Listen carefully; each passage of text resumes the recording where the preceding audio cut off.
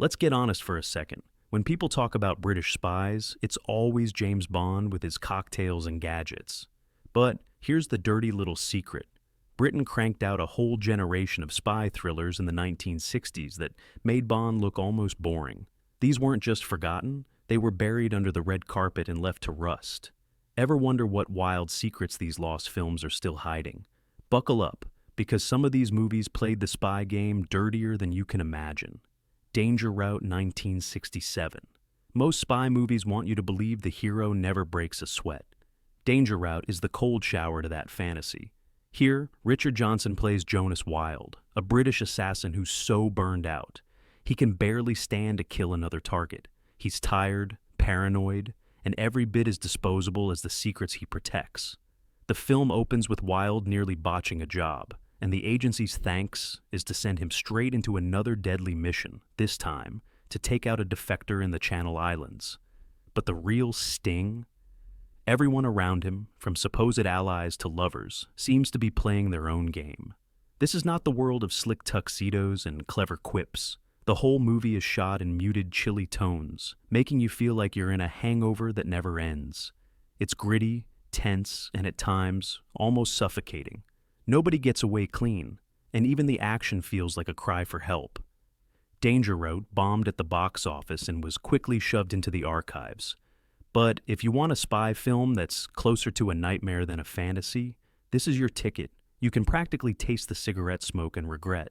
The Spy with a Cold Nose, 1966. Who says all spy thrillers have to be serious? The Spy with a Cold Nose gleefully tosses out the rulebook and hands us a British bulldog with a recording device implanted in his, well, let's just say, back end. The plot? A British veterinarian, played with deadpan brilliance by Lawrence Harvey, is forced by the government to plant a bug inside a Royal Russian pet as a way to snoop on top-level Soviet secrets. Sounds ridiculous? It absolutely is, and that's why it works. The movie is a time capsule of British Cold War paranoia, but filtered through a comedic lens. Lionel Jeffries and Dalai Alavi round out a cast that leans hard into the absurd, but never breaks character. The action comes with a wink, but the stakes feel real because every absurd setup is grounded in the very real fear of getting caught.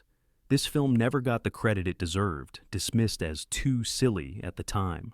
But watch it now, and you'll see a razor-sharp satire hiding beneath the slapstick. It's clever, fast-paced, and isn't afraid to make fun of the entire spy business, even if the real star is a four-legged agent who steals every scene. Honestly, you'll never look at a dog the same way again. Ring of Spies, 1964.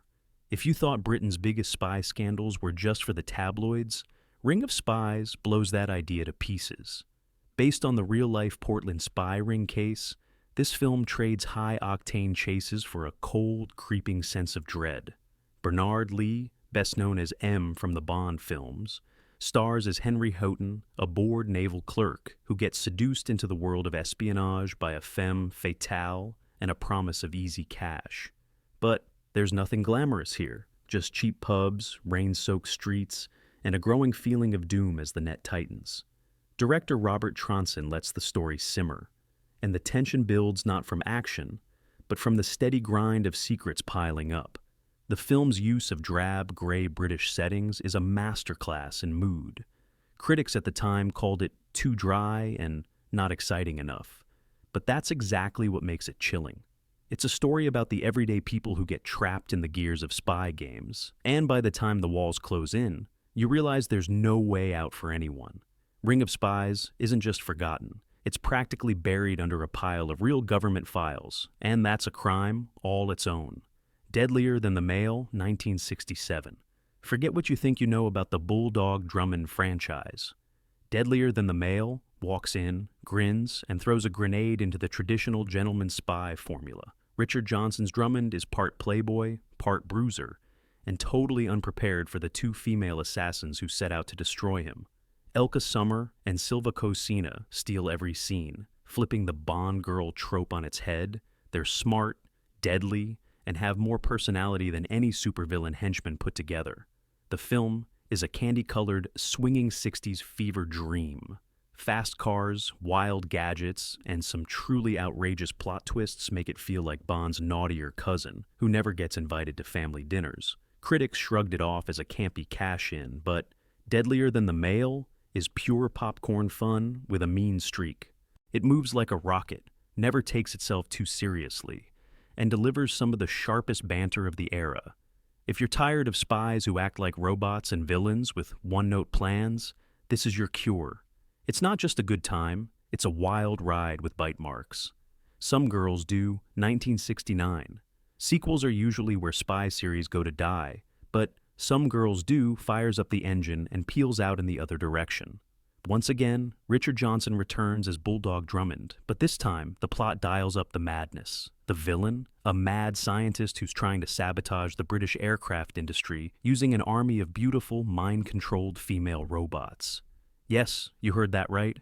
This movie puts the camp in spy camp. The sets look like someone raided a toy shop, the gadgets are wild, and the action is so over the top, you almost expect the cast to break the fourth wall and wink at you. What keeps it from turning into a total mess is the commitment of everyone involved. Johnson plays it straight, even as chaos erupts around him, and the supporting cast leans into the weirdness with total sincerity. Audiences and critics wrote it off as too silly, but there's a reason Some Girls Do has a cult following today.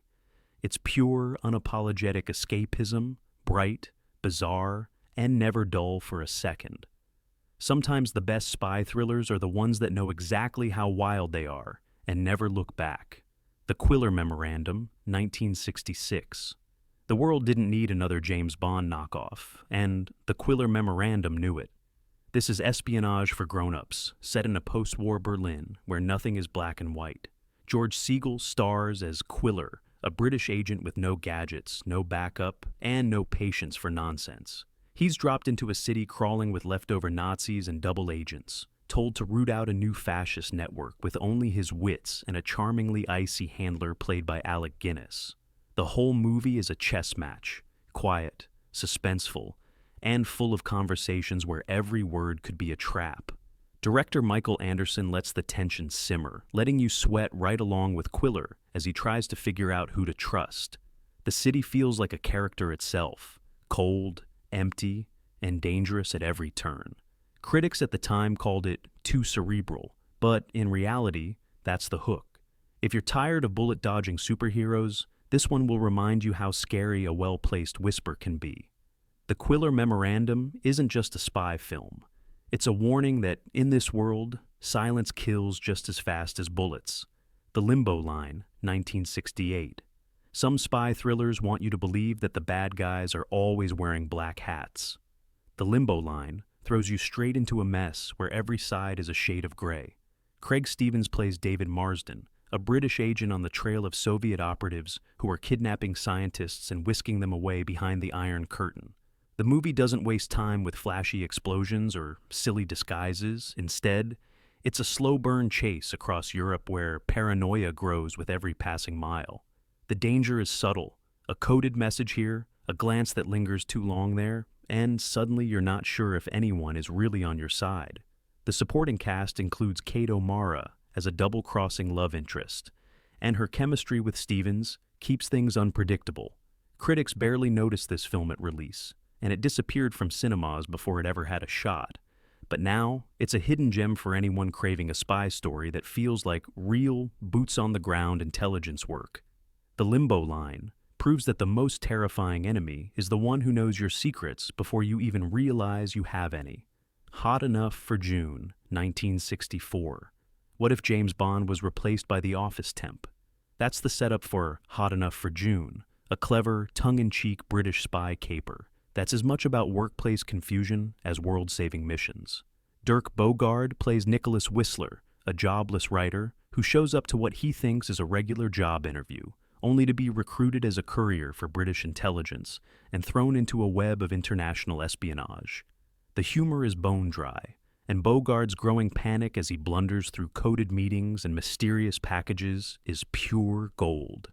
Unlike the big glamorous Bond productions, this film is all about the absurdity of ordinary people dragged into spy games. The supporting cast, including Robert Morley and Silva Cosina, play it straight, making every ridiculous situation somehow believable. The movie flopped on release, dismissed as too silly by critics who missed the point. But rewatch it now, and you'll see a tight, witty thriller that knows exactly how strange real spycraft can get. Hot enough for June is what happens when everyday life collides headfirst with cloak and dagger chaos, and it's an absolute blast. The Man Outside, 1967. If you want a spy thriller that drips with paranoia and dread, The Man Outside is waiting to pull you under. Van Heflin stars as Bill McLean, an ex-agent who gets dragged back into the world of espionage when a Soviet scientist escapes and every intelligence service in Europe comes out to hunt him. Unlike the polished super spies you know, McLean is battered, haunted, and desperate to get out alive. The story unfolds in a London that feels cold, alien, and almost claustrophobic. No swinging 60s glam here, just grimy streets, smoky bars, and a growing sense that danger could be lurking anywhere. The movie is a tangled knot of shifting loyalties, dead drops, and moments where the only thing you can trust is your own fear. Critics barely blinked when it was released, calling it confusing and too dark. But that's what makes it so hypnotic. This is the shadowy, bitter side of spycraft that few movies dare to show. The Man Outside doesn't want to make you cheer, it wants to make you sweat. A Dandy and Aspic, 1968. Nobody in A Dandy and Aspic wants to be the hero, and that's the entire point. Lawrence Harvey plays Eberlin, a British spy who's also working for the Soviets and is assigned to kill himself. Yes, you heard that right. He's sent to track down and murder the very double agent he's been pretending to be. The plot is twisted, surreal, and dripping with Cold War paranoia. Shot on location in a wintry Berlin, the movie oozes style, icy cityscapes, bold fashion, and a jazz score that sounds like it's spying on you. Director Anthony Mann died during filming, leaving Harvey to finish directing, which only adds to the strange, dreamlike vibe. Mia Farrow plays Eberlin's love interest, but romance here feels as dangerous as a loaded pistol. Critics didn't know what to make of it, calling it confusing and bleak, but that's what sets it apart. A Dandy and Aspic is a dizzy, cynical ride where no one is really on your side and the game is always rigged. Watch it, and you'll feel like you've stepped inside the loneliest chess match in history. The Double Man, 1967. You think your boss is tough? Try reporting to yourself and then getting killed for it. The Double Man is that rare British spy thriller that plays out like a bad dream you can't shake. Yul Brynner, known for his icy intensity, stars as Dan Slater, a grieving CIA agent whose son dies in a supposed skiing accident. Only, it's not an accident, it's bait. Slater flies to Austria, where the snowy peaks hide more than ski lodges. Soon, he's dodging Soviet agents, seductive strangers, and a look-alike imposter the enemy wants to swap into his life. The film piles on the suspense with chilling efficiency. Shadowy forests, anonymous hotel rooms, and a sense of danger lurking just out of sight. There's no charm here, just a suffocating sense of dread as Slater closes in on the truth, and the truth closes in on him. The cinematography is so cold, you might want to put on an extra sweater. Critics dismissed it as too grim, and audiences mostly stayed away. But for spy fans, The Double Man is a forgotten lesson in how easily identity and sanity can be stolen in the world's most dangerous game. The Million Eyes of Sumuru, 1967. Forget your usual villain. Sumuru is in a league of her own. The Million Eyes of Sumuru explodes onto the screen with a cocktail of camp, color, and chaos. Shirley Eaton, famous for being dipped in Goldfinger, now plays the ultimate femme fatale, Sumuru, an evil mastermind with a plan to take over the world using an army of beautiful women. But don't let the pulp premise fool you. This is a British spy thriller that knows exactly how absurd it is and embraces every wild twist. George Nader and Frankie Avalon play agents racing to unravel Sumuru's plan before the world goes down in a blaze of lipstick and sabotage. The movie is a fever dream of swinging London style, secret layers, and villainous monologues so dramatic you can't help but grin. Critics at the time called it over the top and ridiculous, which is exactly why it's still so much fun. The Million Eyes of Sumuru is what happens when the spy genre gets bored and decides to throw a costume party. If you're in the mood for something bold, brash, and completely unafraid to be weird, this one's your invitation. The Executioner, 1970. Before the 70s turned spy movies into parodies, The Executioner squeezed out one last brutal breath from the Cold War. George Peppard stars as John Shea, a British intelligence officer convinced his best friend and fellow agent has turned traitor. When the higher-ups refuse to listen, Shea does the unthinkable. He takes justice into his own hands. The result is a nerve-wracking game of cat and mouse, set in a London so rain-soaked and gray, you can practically smell the mold. Judy Geeson plays the only person he can almost trust, and their scenes together crackle with desperation. Director Sam Wanamaker doesn't pull any punches. The violence is blunt, the betrayals sting, and nobody gets a hero's welcome. The film dares you to ask who the real villain is when everyone is forced to get their hands dirty. The Executioner got lost in the shuffle as spy movies became campier, but for those who find it, it's a hard, relentless throwback to the days when espionage came with a price. By the time the credits roll, you'll feel like you've aged a decade. The Man Who Haunted Himself, 1970. Yes, technically this one drops right at the turn of the decade, but the soul of The Man Who Haunted Himself is pure swinging 60s paranoia. Roger Moore, in a role miles away from his famous 707, plays Harold Pelham, a straight-laced businessman who survives a car crash, only to discover he's got a sinister double running around wrecking his life. Is it a psychological breakdown, a spy plot, something supernatural? The movie keeps you guessing with every frame, and Moore's performance is a revelation. Gone is the smirk, replaced by growing panic and fear. London itself becomes a character, switching from sunny to sinister as Pelham's world unravels. The tension comes from not knowing whether the real enemy is outside or in your own reflection. Critics at the time didn't know what to make of it, but today, The Man Who Haunted Himself is a cult favorite for anyone who loves their spy thrillers with a heavy dose of existential dread. It's a mind-bending puzzle that proves sometimes the scariest villain is the one wearing your face. Assignment K, 1968. Most spies are told to blend in, not Philip Scott. In Assignment K, Stephen Boyd stars as a toy manufacturer who uses his globe-trotting job as the perfect cover for top-secret assignments. But when his latest mission to negotiate an exchange of spies goes sideways, Scott is forced to play both sides, and the cost gets personal. The film makes smart use of its European locations, from stylish hotels to icy train stations where every conversation could be a trap. Camilla Sparv is the love interest who may be in over her head, and her chemistry with Boyd keeps you guessing. What makes Assignment K pop is how it pulls back the curtain on the spy world's business side. There's real money and real risk, and the stakes go way beyond the usual save the world setup. Critics found it a bit cold, but that's part of the appeal. Assignment K doesn't care about flashy gadgets or big stunts. It's about what happens when the stakes are business. The rules are always changing, and trust is the most expensive thing in the room. It's the rare spy thriller that reminds you the game is never really over. Subterfuge, 1968. Subterfuge is what happens when you take Cold War paranoia and drop it in the middle of swinging London. Gene Barry plays Alex, a U.S. intelligence officer in Britain who's pulled into a tangle of double agents, fake identities, and kidnappings.